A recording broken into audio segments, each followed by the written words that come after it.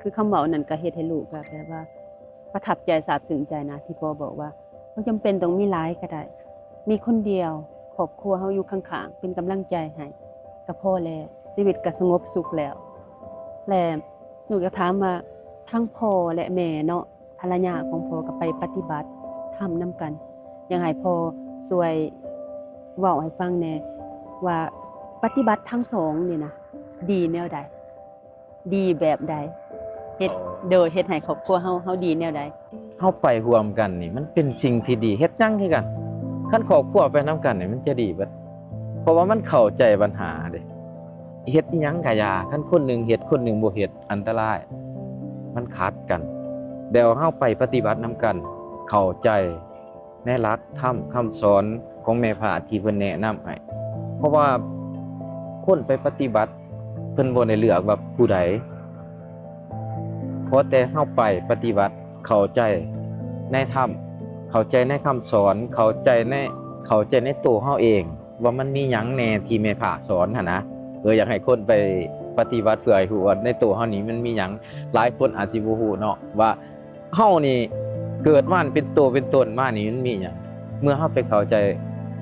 คำอธิบายใหญ่ๆของแม่พระเฮาจะเข้าใจโอ้เฮามันมีหลายแนวหลายอย่างในตัวเฮาคันเฮาเข้าใจดังนั้นแล้วเฮาจะพยายามสร้างคุณงามทำความดีให้หลายขึ้นเพราะว่า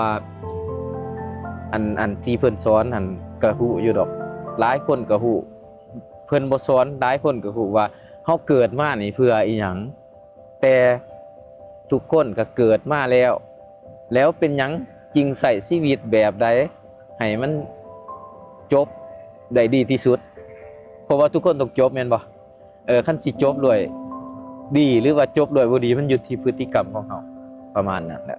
ดังนั้นแล้วเฮาไปนํกันโอ้มันจะมีความสุขหลายจะมีความสุขหลายเพราะว่าเฮาเข้าใจกันเด้อีสังกะยาคันว่าคือขะน้อยเว้าอันใดว่าคันเฮ็ดผู้หนึงเฮ็ดจังนึงคนผู้เฮ็ดจังนึงน่ะชีวิตนี่ยากจะมีความสุขในครอบครัวนั้นคันเฮาไปนํกันแล้วจะมีความสุขแต่ถามว่าอ้าวเจ้าคือเฮ็ดเวียกอยู่จะเป็นหยังคือไปปฏิบัติได้มันบ่ได้สำคัญเรื่องว่าเฮ็ดเวียกบ่เฮ็ดเวียกหรอกเฮาต้องแบ่งเวลาให้ตัวเองไปเข้าใจตัวเองไปเบิ่งตัวเองไปเบิ่งพฤติกรรมตัวเองหั่นแหละไปปฏิบัติธรรมคันไปเบิ่งฮู้แล้วเฮาสิเปลี่ยนหรือบ่เปลี่ยนมันอยู่ที่เฮาบัดนี้คันเฮาเปลี่ยนก็ถือว่าเฮาไปในทางที่ดีคันเฮาบ่เปลี่ยนไปปฏิบัติแล้วยังคือเก่าก็แสดงว่าเฮาบ่เห็นแล้วเฮายังบ่เอาดังนั้นแหละสิเอาดีหรือเอาบ่ดีอยู่ที่ผู้เกี่ยวแหละสิประมาณนี้โดยขอบใจพ่อหลายๆพ่อมีหยังอย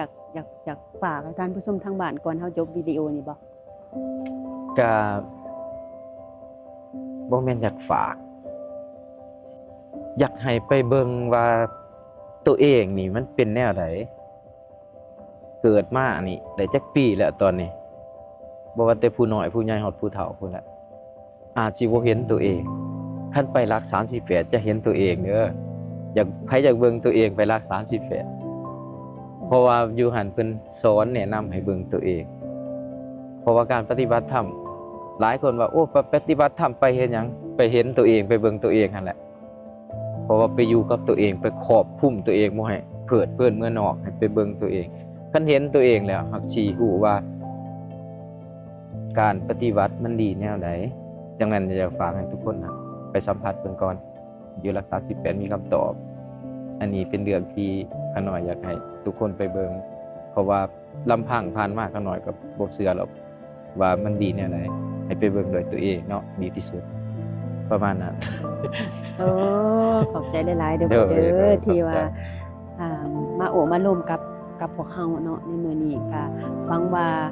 ทุกคนจะได้ความรู้ความเข้าใจเนาะแต่ว่าคันอยากได้เติมก็เอาตามพ่อเพิ่นแนะนำไปศูนย์ปฏิบัติธรรม38เด้อเปิดอกเปิดใจเพื่อไผเพื่อเฮาเองเนาะเพื่อชีวิตเฮาเองสำหรับมื้อนี้ก็ขอจบเพียงแต่เท่านี้เนาะ